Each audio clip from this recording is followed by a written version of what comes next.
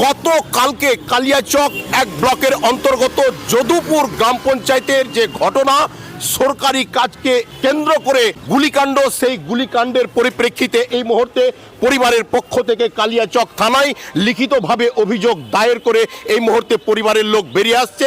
আমরা তাদের সঙ্গে কথা বলে জানার চেষ্টা করব তিনারা গতকালকের ঘটনা সম্বন্ধে কি বলছেন এবং বর্তমান ঘটনার পরিস্থিতি কি রয়েছে, আমরা তাও জানার চেষ্টা করব। পরিবারের পক্ষ থেকে প্রশাসনের কাছে কি ধরনের অধিকার তিনারা জানালেন। ম্যাডাম, আপনার নামটা বলবেন। আমার নাম সুফেরা বিবি। আচ্ছা, আপনি কে? আমি আতা ওর স্ত্রী। গতকালকে যে গুলিকাণ্ডে মারা গেছে স্ত্রী। আচ্ছা, আজকে আপনারা লিখিত অভিযোগ করলেন। হ্যাঁ। কি করলেন ওই লিখিত অভিযোগে? যাকে শাস্তি চাই। আতাউরের বয়সটা কত হতো? 45 বছর। 45 বছর। কি করতো? আমরা বাড়িতে গরু পুষি। আচ্ছা, ছেলে মেয়ে কয়জন তার? 5টা মেয়ে, একটা ছেলে। ছেলেটা সবচেয়ে ছোট। গতকালকে কি হয়েছিল? ওটা সরকারের ড্রেন করছিল, ড্রেন করতে এসেছিল, দেখতে এসেছিল সরকারের ড্রেনটা হলো কি না, কিভাবে হইলো দেখতে এসে ওরা পিছন দিকে হঠাৎ করে উদ্বোধন করতে এসেছিল। এসে বাড়ি ফিরে যাচ্ছিল, পিছন দিকে রড লিয়ে মারলে, ইটলিয়ে মারলে, হাসুয়া মারলে, ঘুষি মারলে, লাতে মারলে, পাছে জীবন যেছে না, মৃত্যু হচ্ছে না, তখন তো গুলি। কি চাইছেন আপনারা? আমরা শাস্তি চাই। দুজন মৃত্যুর সঙ্গে লড়ছে আর একজন তো মারাই গেছে হঠাৎ ওরকম।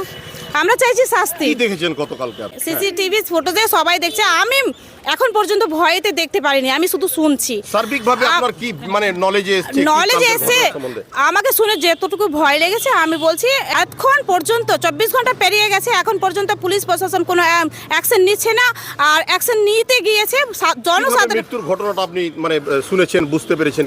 ফিতা কাটা যখন উদ্বোধনটা হয়ে গেছে তখন ওরা ফিরে আসছে না, পিছন থেকে ওকে অ্যাটাক করেছে, মেরেছে প্রথমে মাথায় ইট নিয়ে মেরে তারপরে গুলি করেছে মাথায়।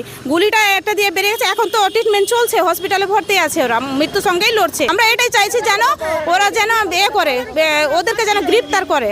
আমি বকুলদার ভাইবো, আমার নাম ফারহানা খাতুন, এক্স প্রধান। একাধিক সংবাদ মাধ্যমে খবর আপনারা দেখেছেন। গতকালকে যে ঘটনা ঘটেছিল সেই ঘটনার পরিপ্রেক্ষিতে পরিবারের পক্ষ থেকে দাবি উঠে আসছে যে কখন অপরাধীরা শাস্তির দাঁড়গড়ায় তাদেরকে পৌঁছানো হবে। আমরা দুটা কাজে শিলান্যাস করার জন্য গিয়েছিলাম। ওখানে হঠাৎ করে দুষ্কৃতীরা এসে হামলা করলো। আমরা ফেরার পথে ওখানে ছিল জাকিরের ছেলে এবং নাসিমুল, সাদ্দাম এবং আরও 4-5 জনের ছিল। এরা এসে হঠাৎ মারধর করতে লাগলো। হাসাকে প্রথমে মারলো, তারপরে বকুলদাকে মারলো, তারপরে রাজুকে মারলো। হ্যাঁ, স্পটে একটা ডেথ হয়ে গেছে। কিভাবে মানে ডেথটা কিভাবে হলো? ডেথটা হয়েছে ইট মেরেছে, গুলিও করেছে। হ্যাঁ। আচ্ছা, আপনি ছিলেন ওখানে? হ্যাঁ, ওখানে ছিলাম। আচ্ছা, আপনার নামটা? মাহবুব। আচ্ছা, আর আপনার পরিচয়টা? আমি গ্রাম পঞ্চায়েত সদস্য। আপনি কি মনে করছেন কি ধরনের শত্রুতার পরিপ্রেক্ষিতে এই ঘটনা ঘটে গেল? না, এটা শত্রুর কথা আমি এখন বলছি না। একটা সরকারি ভালো কাজের জন্য গিয়েছিলেন ওনারা এবং কাজটা সেরে ফিরা পথে জাকির শেখ এবং জিএম নাসিম, রেজাল, ইনারা কেন মেরেছে, কিসের জন্য মেরেছে, এটা ঠিক ফুটেজে দেখা যাচ্ছে। যদুপুরকে ত্রাস সৃষ্টি করার জন্য ওরা কী করছে, কাকে মারলে ঠিক হবে, কাকে মারলে এই দখলটা হবে, জিপিটা অঞ্চলটা দখল হবে, এটা নিয়ে ওরা একটা পরিকল্পনা করেছে। আচ্ছা, গতকালকের যে ঘটনা সেই ঘটনার পরিপ্রেক্ষিতে লিখিতভাবে আপনারা অভিযোগ কি করেছেন? অবশ্যই করেছি।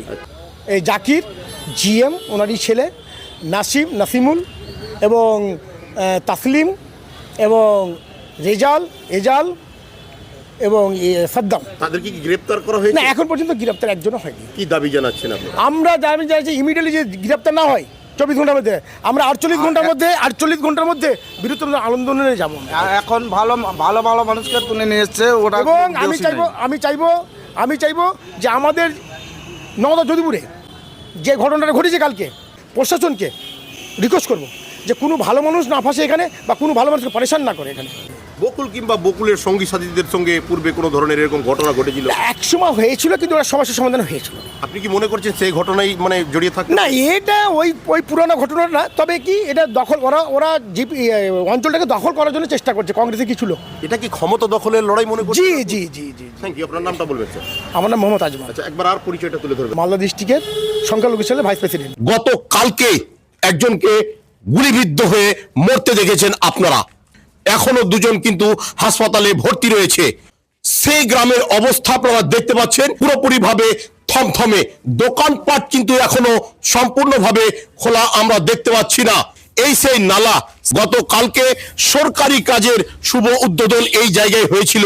বাকবিতণ্ডার পর কিন্তু মার্ডার পর্যন্ত সেই ঘটনা আপনারা দেখেছেন। এই সেই ড্রেন, এই সূত্রপাত এই জায়গা থেকে হয়েছিল।